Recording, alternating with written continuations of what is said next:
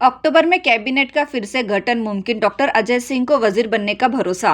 कांग्रेस के एमएलए और केकेआरडीबी chairman doctor Ajay Singh ने कहा कि कर्नाटका सरकार में अक्टूबर महीने में कैबिनेट का फिर से गठन होने का इम्कान है। गुलबर्गा में मीडिया से बात करते हुए उन्होंने कहा कि चीफ मिनिस्टर सिद्धरामैया ने इस बात का जिक्र पहले ही कर चुके हैं। कितने लोगों को कैबिनेट में शामिल करना है, इसका फैसला पार्टी का हाई कमांड करेगा।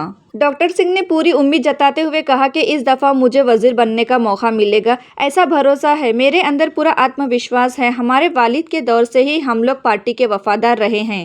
उन्होंने एक पुरानी बात याद दिलाते हुए कहा, जब मेरे वालिद से केपीसीसी कर्नाटका प्रदेश कांग्रेस कमेटी के पद से इस्तीफा मांगा गया था तो उन्होंने बिना कुछ कहे रिजाइन दे दिया था। हमारा खानदान और पार्टी के प्रति वफादारी हमेशा रही है। डॉक्टर सिंह ने ये भी कहा है कि अब तक पार्टी ने जो भी जिम्मेदारी दी है उसे ईमानदारी से निभाया है और अब उम्मीद है कि पार्टी उन्हें वजीर बनाएगी।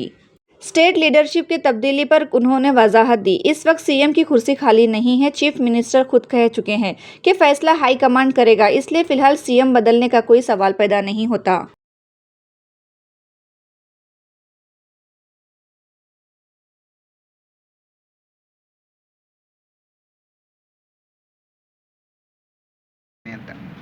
ಅವ್ರು ಹೇಳಿದ್ದಾರೆ ಈಗ ಸದ್ಯಕ್ಕಂತೂ ಸಿಎಂ ಸೀಟ್ ಕುರ್ಚಿ ಖಾಲಿ ಇಲ್ಲ, ಪ್ರಶ್ನೆನೇ ಬರಲ್ಲ. ಮಾಧ್ಯಮದವರು ಅವ್ರು ಕೇಳಿದಾಗ ಸಿಎಂ ಕುರ್ಚಿ ಖಾಲಿ ಇಲ್ಲ, ನಾನೇ ಸಿಎಂ ಅಲ್ಲ, ಯಾವಾಗ ತನಕ ಸಿಎಂ ಆಗ್ತೀರ ಅಂತ ಹೇಳಿದ್ರೆ ಪೂರ್ತಿ 5 ವರ್ಷ ನಾನು ಸಿಎಂ ಆಗ್ತೀನಿ. ಯಾರಾದರೂ ಇವಾಗ ಜನ ಆಶೀರ್ವಾದ ಮಾಡಿದ ನಂತರ ಸಿಎಂ ಆದರೆ 5 ವರ್ಷಕ್ಕೆ, ಇವಾಗ ಶಾಸಕರಿಗೆ ಆಶೀರ್ವಾದ ಮಾಡಿದ್ರೆ 5 ವರ್ಷಕ್ಕೆ ತನಕ ಕೇಳಕ್ಕೆ ಹೋಗ್ತಾರೆ, ಕೇಳಕ್ಕೆ ಹೋಗಲ್ಲ.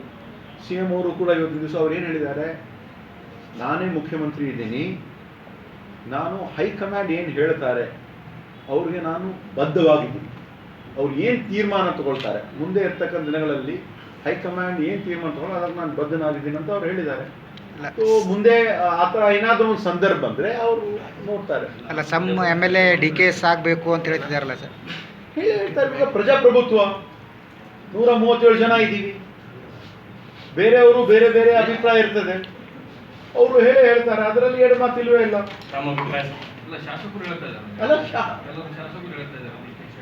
ಕೆಲವು ಶಾಸಕರು ಹೇಳಿದ್ದಾರೆ, ಬಹುಶಃ ಒಬ್ಬರಿಗೂ ಹೇಳಿದ್ದಾರೆ, ಅವ್ರವ್ರ ಅಭಿಪ್ರಾಯ ಅಂತ ಹೇಳಿದ್ದಾರೆ. ಹೈಕಮಾಂಡ್ ಏನು ಹೇಳಿದ್ದಾರೆ, ಯಾವ ಶಾಸಕರು ತಮ್ಮ ಅಭಿಪ್ರಾಯ ಮಾಧ್ಯಮ ಮುಂದೆ ಹೇಳ್ಕೂಡ್ದು, ಏನಿದ್ರು ಕೂಡ ನಮ್ಮ ಮುಂದೆ ಹೇಳಬೇಕು ಅಂತ ಮೊನ್ನೆ ಸುರ್ಜೇವಾಲ ಅವರು ಕೂಡ ಎಲ್ಲೋ ಭೇಟಿಯಾಗಿದ್ದಾರೆ.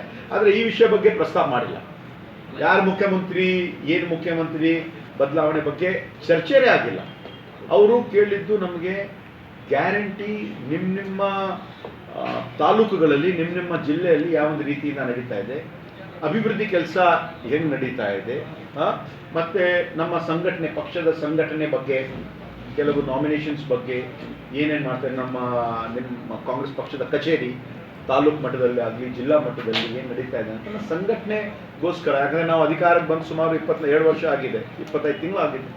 ಆ ಒಂದು ವಿಚಾರ ಬಗ್ಗೆ ಮಾತಾಡಿದ್ದಾರೆ. ಈ ಒಂದು ಬದಲಾವಣೆ ಬಗ್ಗೆ ಮುಖ್ಯಮಂತ್ರಿ ಬಗ್ಗೆ ಏನು ಮಾತಾಡಿಲ್ಲ. ತಮಗೆ ಸಚಿವ ಸ್ಥಾನ ತಪ್ಪಕ್ಕೆ ಗಾಡ್ ಫಾದರ್ ಇಲ್ಲೇ ಇರೋದು ಕಾರಣ ಅಲ್ಲ, ಈಗ ನಮಗೆ ನಾವು ಇವಾಗ ಕಲ್ಯಾಣ ಕರ್ನಾಟಕ ಅಭಿವೃದ್ಧಿ ಮಂಡಳಿ ಅಧ್ಯಕ್ಷನಾಗಿ ಕೆಲಸ ಮಾಡ್ತಾ ಇದ್ದೀನಿ, ರೈಟ್. ಮುಂದೆ ನಮ್ಗೆ ಅವಕಾಶ ಕೊಡ್ತಾರೆ, ನಮ್ಮ ಡೆಫಿನೆಟ್ಲಿ ಒಂದು ಅವಕಾಶ ಸಿಗ್ತದೆ. ಯಾರಿಂದ ಭರವಸೆ ಸಿಕ್ಕಿದೆ ಸರ್? ಹಾಂ, ಯಾರಿಂದ ಭರವಸೆ ಇಲ್ಲ, ಹೈಕಮಾಂಡ್ ಅವರು ನಮ್ಮ